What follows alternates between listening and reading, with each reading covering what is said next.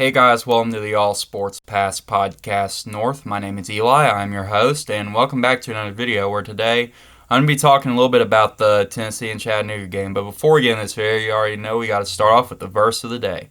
And today's verse comes from Exodus 14:14. It says, "The Lord will fight for you. You need only to be still." And also, guys, I just wanted to say this, that thank you so much for 600 subscribers. And I honestly can't wait to see, because the channel actually celebrated its 1 year anniversary actually a few days ago, and it's been a great year. I can't wait to see what the next one brings. But without further ado, like and subscribe for more college football content. And without further ado, let's begin. So for Tennessee, I'm going to say this was expected. Tennessee won against Chattanooga by a score 69-3, and I'm going to be honest, this game here was pretty fun to watch, and like for me anyway. They scored 24 points in the first quarter, then they scored 21 points in the second quarter, then 10 points in the third quarter, and 14 points in the fourth quarter. And I'm going to tell you this, Nico Iamaleava actually set the school record for most passing yards in a half. He had 314 yards and went 22 of 28, and he also had 3 touchdowns go along with it. And the rushing yards, Dylan Sampson had 12 carries, 124 yards, and 3 touchdowns as well. And receiving yards, Dante Thornton Jr.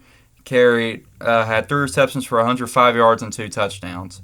And of course, I really think that, I'm very impressed with Nico and the way he's able to get the ball downfield, either by running or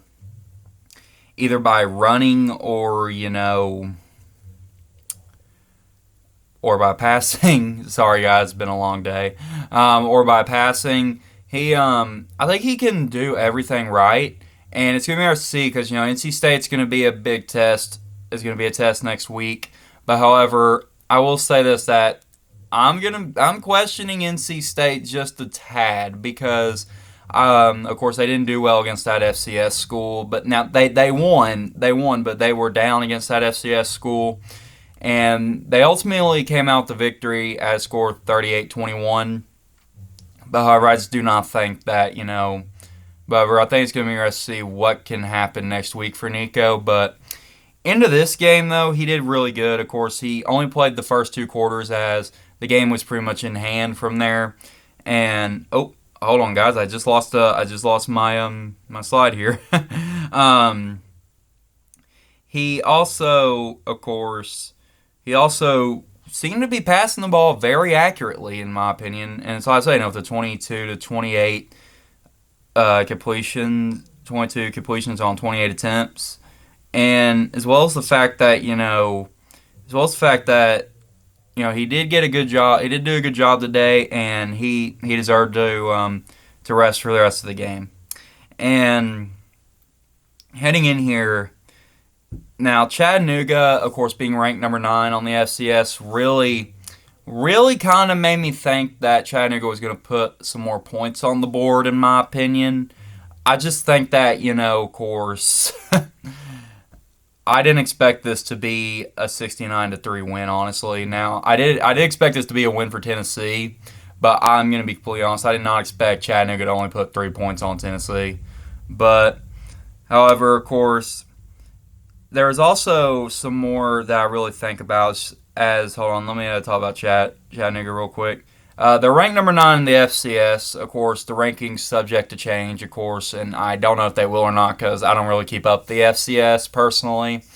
But, however, their quarterback, Chase Artopois, I don't know how I say his name, went 12-23 for 141 yards with an average 6.1.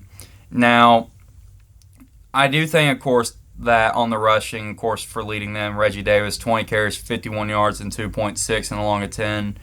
And receiving, Sam Phillips, 5 receptions, 54 yards, 10.8 average, along a 19. And, now, I also do think that I really do think that, for Chattanooga, of course, they are going to be playing another FBS team next week in Georgia State. And So we're going to see what Chattanooga can do, really. And of course, it's like I say now, FCS is a different league than FBS, like where FBS, is a big tier, is a big school, pretty much, and FCS is pretty much kind of like tournament style, I guess you could say. It's kind of what college football is kind of doing now. I'm sorry, the FBS is kind of doing now. Now I guess you could say, but I do think that, of course, for Chat, I think we'll start to see what they can do, of course, heading into when they start to play their FCS opponents. And now, of course, Chattanooga, I really think that putting those 3 points on the board was pretty good for them. But I will say this, that they did miss some of their kicks. And, yeah. But for Tennessee, though, there's also another thing I want to mention. A blocked punt for Jordan Ross led to a punt return, scoop and score. And, yeah. Now, I do also think that, of course, heading in here. Now, let me get through the rest of these real quick. Now, of course, I do think that, of course, this game was like I said, it was out of hand for the second quarter. And, at halftime, not second quarter. In half, they put in Gaston Moore. And hold on, wait a minute. It's, sorry guys, it's, there we go, I got it now. They put Gaston Moore in, he went 7 of 12 for 69 yards and an average of 5.8. He also threw an interception. They also put Jake Merklinger in, who went 4 of 4 for 31 yards and an average of 7.8. And of course, we also got to see some other guys play. We got to see Deshaun Bishop play, and he had 5 carries, 60 yards, and 1 touchdown. And I will say this, that Bishop can be, in my opinion, he can be really good. And it's going to be interesting to see if Tennessee uses him a bit more this year. It's interesting to see what he can do. Of course, Sampson, of course, in his final year at Tennessee. Oh, sorry guys, I mixed him up. He's a junior, but he can declare for the draft. So, yeah, but now I do think it's going to be interesting to see what Bishop can do. But, however, it is going to be interesting. Of course, you also have Khalifa Keith, who had 10 carries for 43 yards and a touchdown. And now let's go to see what else that Tennessee can do, of course, on the other side of these, on the rushing side. And, of course, on receiving, of course, Dante Thornton got 2 touchdowns. And, of course, you also had Ethan Davis get a touchdown. And of course, Tennessee did fumble this in the game, but they did recover it. I'm sorry, no, they did get a fumble recovery, sorry. And then defense, of course, you have Will Brooks leading the team with 5 total tackles.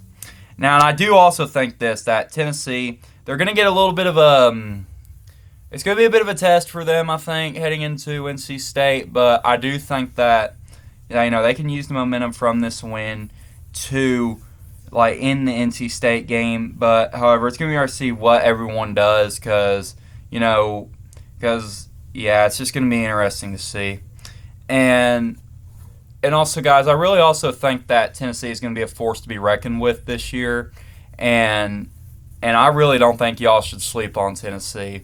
Because, hey, putting 69 points on a top 10 FCS school now, as I said, FCS is a different league, but putting 69 points on them and winning by 66 is pretty impressive in my opinion. So I wouldn't rule that out because, of course, last season in Tennessee's FCS game against Austin Peay, they only won by a score of 30-13. But I think they were able to, of course, adjust from their mistakes that they made in the offseason. Adjust from their mistakes they made last season in the offseason. And I think that now Tennessee can be a force to be reckoned with. And also, guys, before I get off, here's some scores of interest as of this recording. Alabama up 63-0 over Western Kentucky, and there's 2:39 left in the fourth. Ole Miss against Furman, 76-0 Ole Miss, 2:22 left in the fourth.